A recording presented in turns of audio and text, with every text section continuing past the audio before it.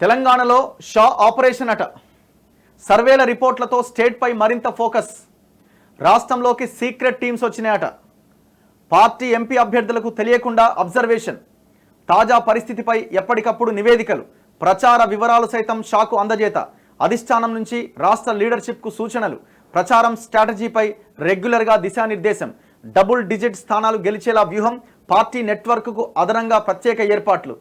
ఈడ రాష్ట్ర పార్టీ వీళ్ళు ఏదో చేసి ఏదో వ్యూహాలు గీహాలు ఏ నియోజకవర్గం అయినా ఆ నియోజకవర్గంలో ఉండి ఆయన ప్రచారం చేసుకోవాల్సిందే తప్ప ఇక్కడున్న లీడర్లకు ఇక్కడున్న రాష్ట్ర నాయకత్వానికి స్ట్రాటజీ గీటజీ అంత వీళ్ళకంత సినిమా లేదు. ఏమన్నా చేస్తే వాళ్ళు హైకమాండ్ వాళ్ళు చేయాల్సిందే తప్ప వీళ్ళకంత సినిమా లేదు.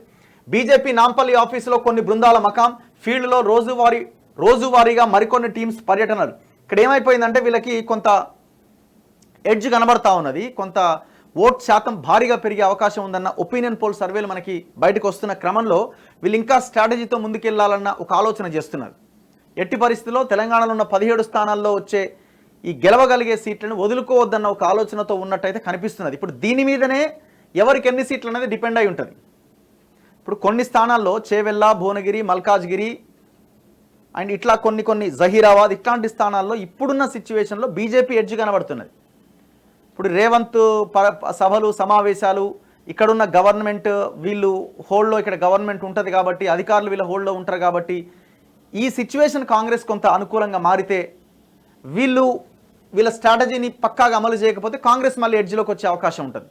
సో మరి ఈ దూకుడు రాజకీయం మీదనే వీళ్ళ గెలుపోవటంలో ఎవరికి ఎన్ని టికెట్లు వస్తాయన్నది ఆధారపడి ఉంటుంది. చూడాలి మరి. అందుకే దీన్ని ఎట్టి పరిస్థితుల్లో చేజారనివ్వకుండా వీళ్ళు ప్లాన్ చేస్తున్నట్టయితే కనబడుతున్నది. మరి సౌత్ ఇండియాలో విస్తరణకు తెలంగాణను గేట్వేగా భావిస్తున్న బీజేపీ ఈసారి లోక్సభ ఎన్నికల్లో రాష్ట్రంలో డబుల్ డిజిట్ స్థానాల్లో విజయం సాధించాలని లక్ష్యంగా పెట్టుకున్నది. ఇందులో భాగంగా రాష్ట్ర నాయకత్వంతో పలుమార్లు అగ్రనేతలు సమావేశం నిర్వహించి దిశానిర్దేశం చేశారు.